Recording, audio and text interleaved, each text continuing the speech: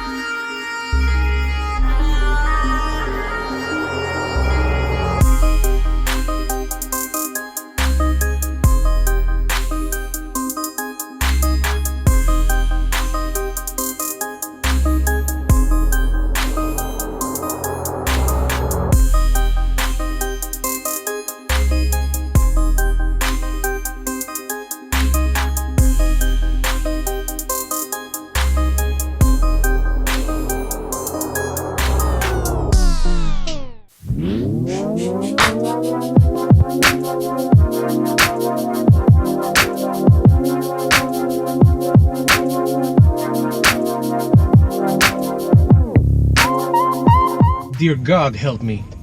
So we took the new i3 to the track, we had a little bit of fun with it, and we obviously bled the battery almost dry.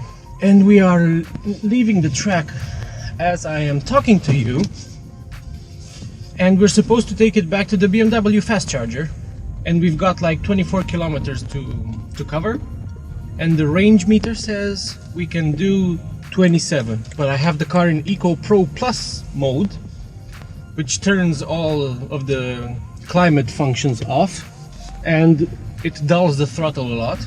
So I'm effectively going to drive it with foggy windows. Ah, the condensation has frozen on the inside. What an amazing experience! No heating whatsoever. I'm kind of cold now. My feet are numb. So until I run out of juice, just outside the charger, which is what I'm expecting will happen, I'm going to try to tell you a little bit about the new i3s, which is also a facelift to the previous i3, but it's also more powerful and also sportier. It's actually a new version of it. It has more power at 184 PS, it sprints from 0 to 62 miles per hour or 100 kilometers an hour in 6.9 seconds, and BMW has also fiddled with the suspension, so it now sits 10 mm lower and its track has been increased by 40 millimeters. You will see this from the outside as the new i3 has bolt-on fender flares. Aside from lowering the car and widening its stance, BMW has also stiffened it up a bit, so it corners more flatly and is sharper through the bends than the regular i3. Decisions you have to make driving an EV.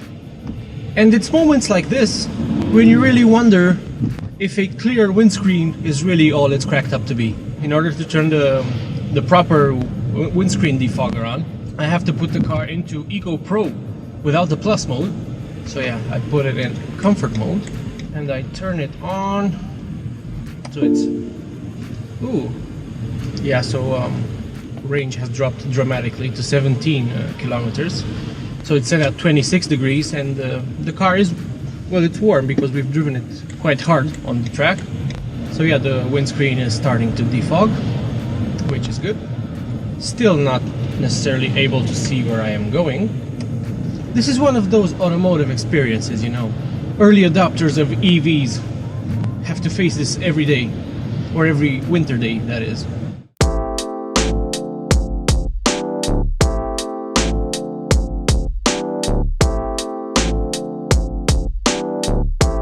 Regarding the battery, this facelifted i3 in S guys, so it's the i3s, has a claimed range of 280 kilometers. But in the real world, in ideal temperature conditions, the actual range is just under 200 kilometers, and that's a realistic one. Whereas in these conditions, well, it's closer to 100. Driving this car through quite deep snow occasionally over the past couple of days, I discovered that it's really surprisingly good at not getting stuck. I have not gotten stuck once. I mean, it is definitely helped by the fact that it's running on very skinny 155 section winter tires, which have a good tread. But maybe the fact that it's electric helps it as well, because whenever you need power, it's always fed constantly and you don't have to change gear to, you know, keep it going. And especially now you can turn off the traction control in this version, which again is really useful. Although if it's loose snow, you'll just plow through it no problem.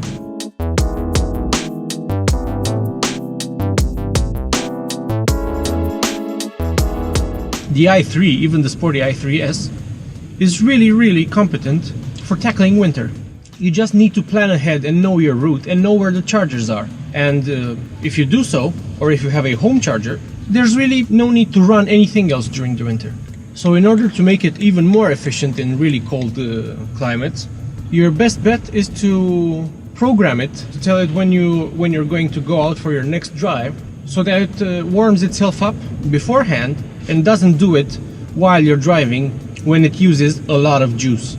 You will be stuck with less charge than you need if you're not a person who plans carefully ahead. Theoretically, I should be fine. So I've gained a couple of more kilometers switching from Eco Pro into Eco Pro Plus. Winter driving in an i3 is really not that bad. The i3's interior is a nice place to be in, however, that depends a lot on the way it's spec'd. For instance, these part leather seats are okay, but the olive oil treated ones are better looking in my opinion, and I also really enjoy the eucalyptus trim, which in this car has been replaced with this nasty plastic.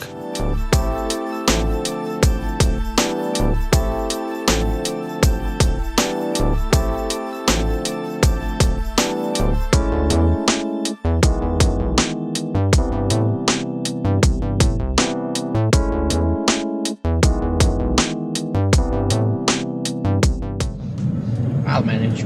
It's fine. This is fine. And you know, out of sheer excitement, I forgot to take the exit on the right back there.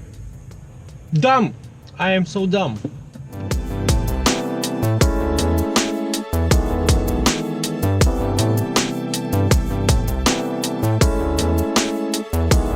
In the end, I made it to the charger with 4% left in the batteries and a few frozen fingers. Nevertheless, the i3, even though it's a few years old now, is still just as convincing as an all-electric package as ever, especially now with its extra range. And it's just as recommendable as ever, really.